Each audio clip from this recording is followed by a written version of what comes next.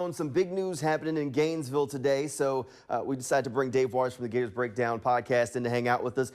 Billy Napier, no longer the head coach of the Florida Gators. He's been relieved of duties by athletic director Scott Strickland. Dave, you got to feel like this was a move we all kind of saw coming. Yeah, Jamal, just a matter of time. You and I talked last week a bit, and but just following along here of how this would turn out. And we knew it wasn't going well for Billy Napier. So many expectations for this 2025 season, really failed expectations early on in the season. So the writing was on the wall. So it was just a matter of when, not if, Billy Napier would be let go. And then surprisingly, it was surprising to some, it was after a win. Florida beats Mississippi State yesterday, but it was time. And Florida has a bye week coming up, of course, before playing Georgia and Jacksonville in 2 weeks. So Scott Strickland administration saw it best to go ahead and make that move. You get an interim in who could prepare this team for the next 2 weeks in preparation for Georgia. So the timing makes some sense, even win or loss for yesterday's game. It really didn't matter. It was about this bye week coming up and get the team prepared for the rest of the season. I think I was in the group. I didn't think they'd do it after the win, Dave. But if there was a win that kind of felt like a loss, it was kind of the way that one ended. It was definitely a wonky game. I feel like the Mississippi State coach almost said, hey, Billy, you need this one more than I do toward the end of that game. All right, but obviously there's ripples with this thing now. The transfer portal is always a big thing. NIL, of course, is taking over college football. Is that one of the big concerns as you start to look toward the future of who's going to be the next guy to lead in Gainesville? You got to figure out how to keep some of the talent, maybe a DJ Lagway with the Gators.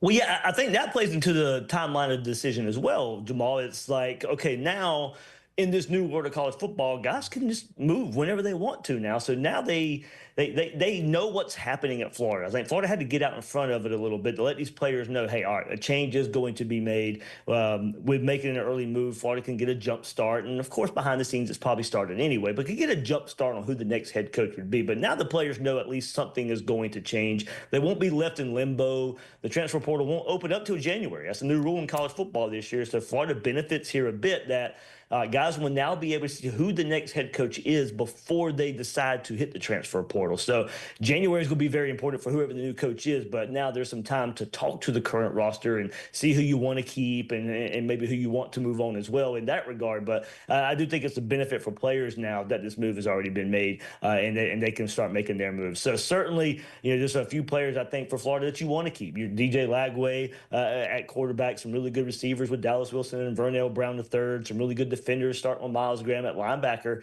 So yeah, there's a lot of reasons to make this move early, and that's one of them. Okay, so here's the question that I feel like everybody at home wants to know. Who's the next head coach going to be?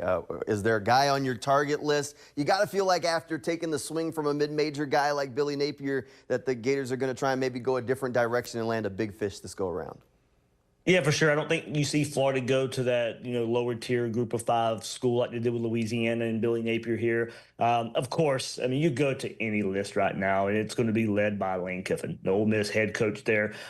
Grew up in the state of Florida because his dad, of course, was coaching in Tampa Bay, so has some state, some connections to the state. Doing really good at Ole Miss, even with the loss to Georgia yesterday. They're there in Athens, but he's the guy that's kind of Gator Nation kind of magnetized to just a bit because of the brash personality that is reminiscent of Steve Spurrier and his love and affinity for offense. That's what he's going to bring to the table. So you wonder about the ceiling under Lane Kiffin. The floor won't be much of a question, I don't think. You know what you're going to get. You're going to win some games, but the question, as it is with right now at Ole Miss, can you get over the hump? He may see Florida as that job to get over the hump and be a title contender. Just how realistic are the odds of the Gators landing Lane Kiffin? I feel like every offseason there's a school that seems to try and go after Lane Kiffin at Ole Miss, and he ultimately always decides to stay right there at Ole Miss. What are the odds, you think? I think it's a true flip of the coin, Jamal. I do think he will consider the Florida job. I think he's been a fan of the Florida job previously. What about the timing? Does he feel like he's got it made at Ole Miss? With the expectations maybe not as high as Florida, look, he can go win 8-9 games at Ole Miss for a very, very, very long time, and he'll be the head coach there for a very, very long time. But I do wonder if he sees the ceiling, being able to take that next jump at the University of Florida, being able to build a roster here in the state of Florida with the type of recruits that you can get here that you can't get at Ole Miss, even with the transfer portal. So it gives you a nice roster base that I think Lane Kiffin, that would be attractive to him, but he could be very comfortable there at Ole Miss with what he's built there. They've been close. They will be close again this year. So it does really, for him, it's just about potential and the Florida job. So I think it is a true flip of the coin here with Lane Kiffin. And if it's not him, Marcus Freeman, Notre Dame, Eli Drinkowitz's name at Missouri, you'll hear thrown around. Maybe Brent Key at Georgia Tech. James Franklin's on the market as well now. So I think those are the names you will hear the most, because I do think, going to your point, Florida's going to get an experienced name. Marcus Freeman was the name I was going to ask you about. I know that's one that pops up a lot, and he's up there at Notre Dame. The landscape has shifted a little bit, but we've seen some of those Notre Dame coaches ultimately chase greener pastures in the SEC, and I think that was one that maybe doesn't get brought up a ton, but I think Gator Nation would get behind that one just a little bit if he did get end up on that short list.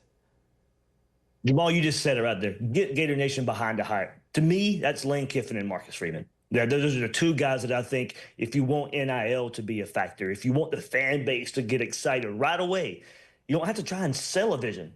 It's sold just by the name themselves. And the fan base, Gator Nation, would get behind those two guys. And Marcus Freeman, as you said, would he leave Notre Dame for Florida like Brian Kelly left Notre Dame for LSU? That's the angle a lot of people would go at with that. But for him, it is Notre Dame, so their contracts are kind of private. There's a private institution there. How much is a buyout at Notre Dame? That may become a factor. But I think, asking around a little bit, targets there for Florida would consist of Lane Kiffin, Marcus Freeman being pretty high on the list. All right, that's a pretty good short list, Dave. That means things are going to be exciting for us in Gainesville. We'll be keeping up with all of it. If you want to keep up with that Gators football program, make sure you check out the Gators Breakdown podcast. Dave Waters has got you covered. You can track that down anywhere that you get your podcast, or you can head over to news4jax.com, click on that handy-dandy sports page. And Dave also kind enough to hang out with us here on the Sports Zone quite a bit during football season. All right, thanks, Dave.